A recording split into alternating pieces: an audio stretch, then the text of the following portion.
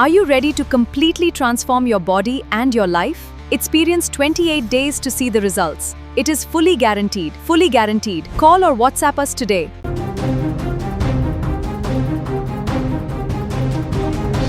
భార్యాభర్తల మధ్య గొడవలు రావడం సర్వసాధారణం. కోపంలో ఒకరిపై ఒకరు అరుచుకోవడం, చేతికి దొరికిన వస్తువులు విసిరేయడం మనం అక్కడక్కడ చూస్తూనే ఉంటాం. కానీ భార్య కోపంతో విసిరిన ఒక మొబైల్ ఫోన్ ఏకంగా భర్త ప్రాణాలనే తీసిందనే వార్త ఇప్పుడు దేశవ్యాప్తంగా సంచలనం సృష్టిస్తోంది.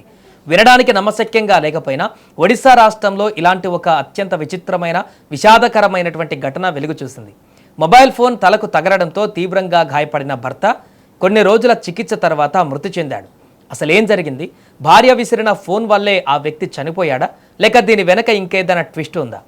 ఒడిశా రాష్ట్రంలోని బాలంగీర్ జిల్లా చిమిని భాటిపాడ గ్రామంలో ఈ ఘటన చోటు చేసుకుంది. గ్రామానికి చెందిన స్వప్నేశ్వర్ మిశ్రా, ఆయన భార్య అనామిక మధ్య గత జూన్ 21న పెద్ద గొడవ జరిగింది.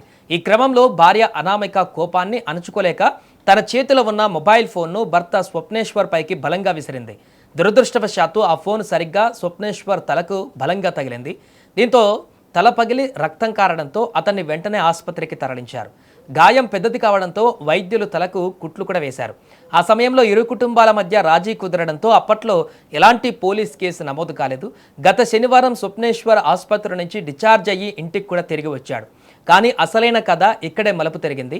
ఆసుపత్రి నుంచి డిశ్చార్జ్ అయ్యి ఇంటికి వచ్చిన కొద్దిసేపటికే స్వప్నేశ్వర్ ఆరోగ్యం ఒక్కసారిగా క్షీణించింది.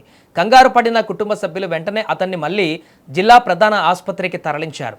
కానీ అప్పటికే కాలం దాటిపోయింది. స్వప్నేశ్వర్ మృతి చెందినట్లుగా డాక్టర్లు ప్రకటించారు. ఈ హఠాన్ మరణంతో స్వప్నేశ్వర్ తండ్రి ప్రఫుల్ల కుమార్ మిశ్రా లక్ష్మీజోర్ పోలీస్ స్టేషన్లో కోడలు అనామిక పైన ఫిర్యాదు చేశారు. జూన్ 21న అనామిక విసిరిన మొబైల్ ఫోన్ తలకు తగలడం వల్లే తన కొడుకు చనిపోయాడని, ఆమెపై చట్టపరమైన చర్యలు తీసుకోవాలని డిమాండ్ చేశారు.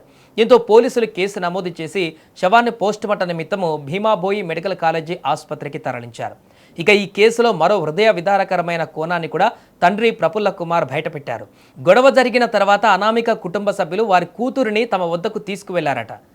ఆసుపత్రిలో మరణంతో పోరాడుతున్న సమయంలో స్వప్నేశ్వర్ అనామిక యొక్క కూతురు ఎవరైతే ఉన్నారో ఆ కూతురిని చివరిసారిగా చూడాలని పలుమార్లు కోరినప్పటికీ అనామిక కుటుంబం ఆ చిన్నారిని తీసుకురాలేదని ఆయన ఆవేదన వ్యక్తం చేశారు. అయితే ఈ కేసులో పోలీసుల విచారణలో మరో కీలక ట్విస్ట్ వెలుగు చూసింది. స్వప్నేశ్వర్ కొంతకాలంగా తీవ్రమైన కాలేయ సంబంధిత వ్యాధులో బాధపడుతున్నట్లు పోలీసు వర్గాలు తెలిపాయి. జూలై 9న ఆయనకు తీవ్రమైన కడుపు నొప్పి, వాంతులు రావడంతోనే ఆసుపత్రిలో చేర్పించినట్లు పేర్కొన్నాయి. ప్రస్తుతం దీనిని అనుమానాస్పద మృతి కేసుగా నమోదు చేసిన పోలీసులు స్వప్నేశ్వర్ మరణానికి అసలు కారణం భార్య విసిరిన ఫోన్ గాయమా లేక లివర్ వ్యాధ అనేది పోస్టుమార్టం నివేదిక వచ్చిన తర్వాతే స్పష్టమవుతుందని తెలుస్తుంది. క్షణికావేశంలో మొబైల్ ఫోన్ విసిరిన భార్య ఈరోజు పోలీస్ కేసుతో నిందితురాలుగా నిలబడగా కూతురు తండ్రి లేని అనాథగా మారింది. కోపం ఎంతటి విపత్తుకు దారితీస్తుందో చెప్పడానికి ఈ ఘటన ఒక పెద్ద ఉదాహరణగా మారింది.